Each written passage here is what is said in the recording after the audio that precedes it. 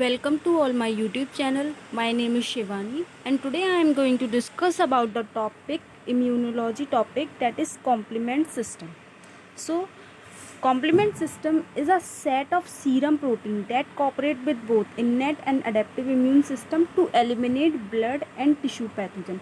Complement system क्या होते हैं? कॉम्प्लीमेंट सिस्टम सीरम प्रोटीन्स होते हैं जो इनेट और अडेप्टिव दोनों इम्यूनिटी में पार्टिसिपेट करते हैं और जो ब्लड में जितने भी पैथोजेंस होते हैं उनको एलिमिनेट करने में, उनकी लाइसिस करने में और उनकी किल करने में हेल्प करते हैं.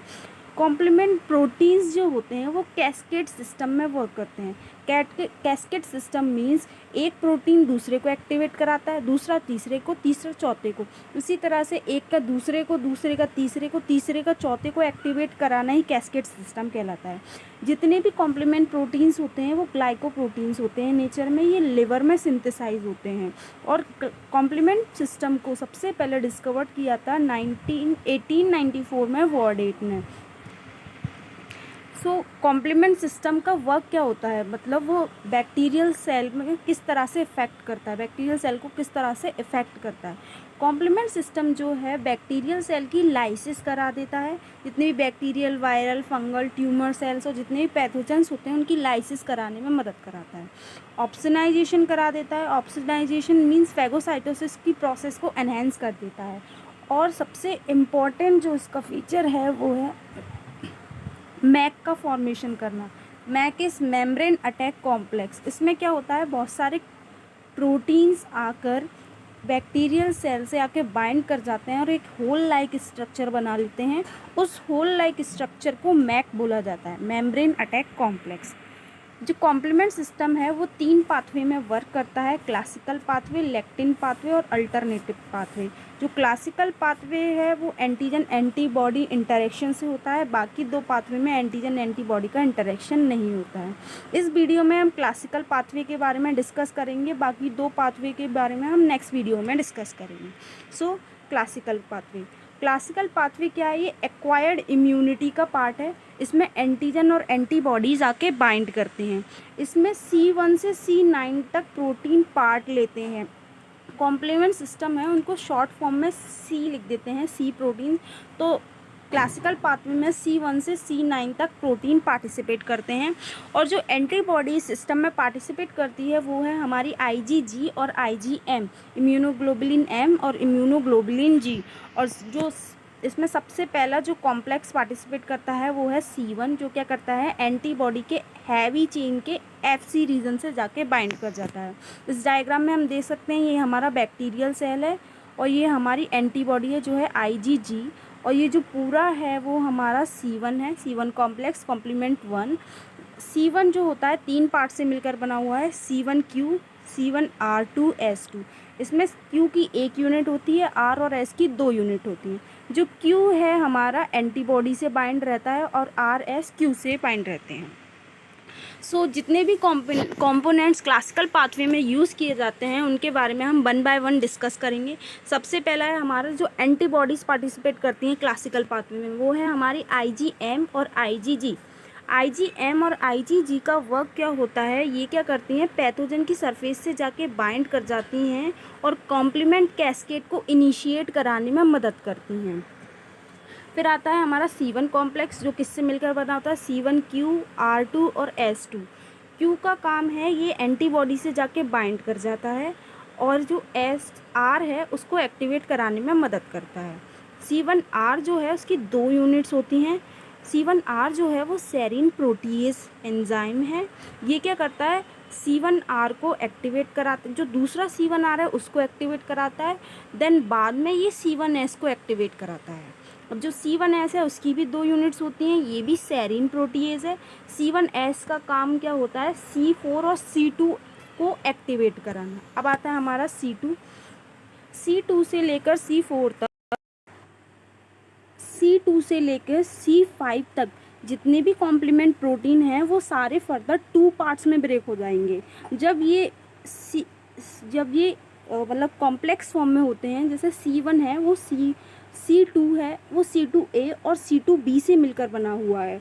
तो जब ये दोनों कॉम्प्लीमेंट फॉर्म में होते हैं तब ये इनएक्टिव होते हैं और एक्टिवेट होने के लिए इनको अपने पार्ट्स में डिवाइड होना पड़ता है। तो जो C2 है उसको एक्टिवेट कराने का काम C1s का होता है। C1s C2 को एक्टिवेट कराता है, तो C2s जो है C2a और C2b में ब्रेक डाउन हो जाता है। अब यह इसमें C2b जो है वो इनएक्टिव होता है, वो कॉम्प्लीमेंट सिस्टम में पार्टिसिपेट नहीं करता है। और जो C2a है वो भी सेरीन प्रोटीएज है, ये क्या करता है C4b के साथ बाइंड करके C3 कन्वर्टेज बनाने में मदद करता है। C3 कन्वर्टेज एक एंजाइम है जो C3 को एक्टिवेट कराने में मदद करता है। अब आता है C4b, इसमें क्या है C4b फर्दर 2 पार्ट्स में डिवाइड होता है, C4a और C4b। C4a जो है वो इसमें आगे कैस्केड सिस्टम में पार्टिसिपेट नहीं करता, बट ये एनाफाइलोटॉक्सिन है, ये एलर्जिक रिएक्शन करा देता है। और C4b जो है वो क्या है माइक्रोबियल सेल मेम्ब्रेन से जाके थायोएस्टर बॉन्ड की मदद से बाइंड कर जाता है और C2a के साथ मिलके C3 कन्वर्टेज बनाता है। इसमें जो हमने C2a का पढ़ा था वो C4b के साथ मिलके C3 कन्वर्टेज बनाता है, तो वो C4b यही है। C4b और C2a मिलकर C3 कन्वर्टेज बनाते हैं। फिर ये C3 कन्वर्टेज जो है C3 को एक्टिवेट करता है। C3 फर्दर एक्टिवेट होता है C3a में और C3b में। C3a इसमें इनएक्टिव है और ये एनाफाइलोटॉक्सिन है, एलर्जिक रिएक्शन कराता है। और जो C3b है इसमें वो C4b C2a के साथ बाइंड करके C5 कन्वर्टेज बना लेता है। C4b और C2a हमारा C3 कन्वर्टेज है, इसके साथ C3b आके और बाइंड हो गया तो वो C5 कन्वर्टेज बना लेता है। और इस C5 कन्वर्टेज का काम होता है C5 को एक्टिवेट कराना। अब C5 एक्टिवेट हो जाता है तो वो 2 पार्ट्स में फर्दर डिवाइड होता है, C5a एंड C5b। C5a एनाफाइलोटॉक्सिन है, एलर्जिक रिएक्शन कराता है, बट C5b जो है ये मेन कंपाउंड है जो मेम्ब्रेन अटैक फॉर्मेशन में सबसे पहले पार्टिसिपेट करता है। ये क्या है मेम्ब्रेन अटैकिंग कॉम्प्लेक्स का ही कंपोनेंट है। ये सेल की बैक्टीरियल सेल से मेम्ब्रेन से बाइंड कर जाता है और ये इनिशिएट कराता है कॉम्प्लेक्स के फॉर्मेशन को। अब ये जो C5b है वो C6 को एक्टिवेट कराता है। C6 भी क्या है, ये भी कंपोनेंट है मैक फॉर्मेशन का। ये क्या करता है C5b की जो स्टेबिलिटी है इसको बढ़ा देता है C6। अगर C6 नहीं होगा तो C5b भी रैपिडली डिग्रेड हो जाएगा। अब ये C5b और C6 मिलके C7 को एक्टिवेट कराते हैं। जब ये C7 एक्टिवेट हो जाता है तो ये भी मैक फॉर्मेशन में मदद करता है। अब ये C5 सेल के अंदर जाके इंसर्ट हो जाता है। C5b C6 C7 मिलकर C8 को एक्टिवेट कराते हैं। फिर ये C8 भी सेल मेम्ब्रेन में जाके इंसर्ट हो जाता है। फिर ये C5b C6 C7 C8 मिलकर C9 को एक्टिवेट कराते हैं। C9 भी मैक का ही एक कॉम्पोनेंट है। C9 की 10 से लेके 19 मॉलिक्यूल तक इस मैक फॉर्मेशन में पार्टिसिपेट करते हैं और एक पोर का फॉर्मेशन करते हैं। अब ये क्लासिकल पाथवे की लाइफ साइकिल है, किस तरह से क्लासिकल पाथवे परफॉर्म होता है। इसमें क्या है, ये हमारा एंटीजन है और ये हमारी एंटीबॉडी है। इसके साथ हमारा C1 कॉम्प्लेक्स जुड़ा हुआ है। जो C1 है 3 यूनिट से मिलकर बना हुआ QRS। Q हमारा एंटीबॉडी से बाइंड रहता है, Q R को एक्टिवेट कराता है और R S को एक्टिवेट कराता है। फिर ये जो S एक्टिवेट हो जाता है वो C4 और C2 को एक्टिवेट कराने में मदद करता है। C4 जो है 2 पार्ट में टूट जाता है, C4a और C4b। C4a क्या है, वो एक्टिवेट नहीं, इनएक्टिव फॉर्म है, एनाफाइलोटॉक्सिन है ये। बट C4b जो है वो आगे कैस्केड सिस्टम में वर्क करता है। C4b क्या करता है, C2 को ब्रेक कराने में S की हेल्प करता है। C4b क्या है, C2 के साथ जाके बाइंड होता है, तब जाके ये C2 ब्रेक होता है। C2 ब्रेक किस में होता है, C2a में और C2b में।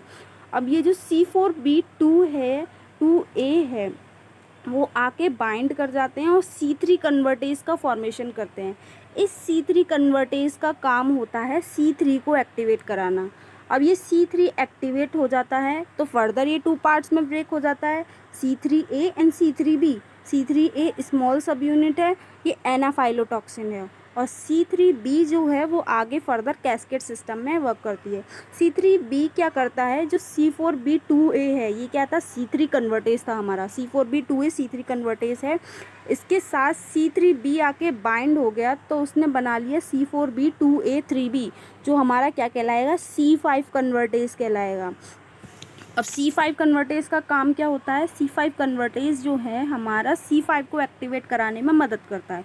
अब ये जो C5 है वो फर्दर दो पार्ट में ब्रेक होता है, C5A एंड C5B। C5A जो है स्मॉल सब यूनिट है, एनाफाइलोटॉक्सिन है, एलर्जिक रिएक्शन करा देती है। और C5B जो है वो आगे फर्दर कैस्केड सिस्टम में वर्क करता है।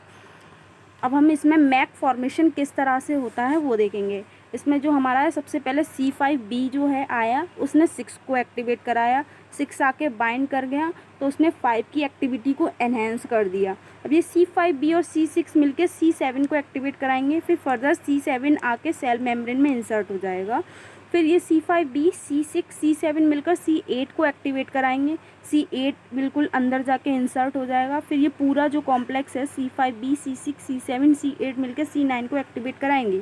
C9 की एटलीस्ट 10 से लेके 19 तक की यूनिट पार्टिसिपेट करती हैं मैक फॉर्मेशन में। तो ये 10 से लेके 19 तक की C9 की यूनिट्स हो सकती हैं। ये क्या करती हैं? ये मैक फॉर्मेशन में मदद करती हैं। मैक क्या है? जो बैक्टीरियल सेल मेम्ब्रेन है उसके अंदर एक स्मॉल होल क्रिएट हो जाता है C9 की वजह से। इस होल की वजह से जो सेल की इंटीग्रिटी है वो डिस्टर्ब हो जाती है, सेल लाइसिस हो जाता है और सेल किल हो जाती है। So this is all about classical pathway of complement system. Thank you. I hope you like my video. If you like my video, please do like, share and subscribe। और ऐसी ही informative videos के लिए मेरे channel को subscribe करें। आगे के जो पाथवे हैं, लेक्टिन पाथवे और अल्टरनेटिव पाथवे, उसको हम नेक्स्ट वीडियो में डिस्कस करेंगे। Thank you.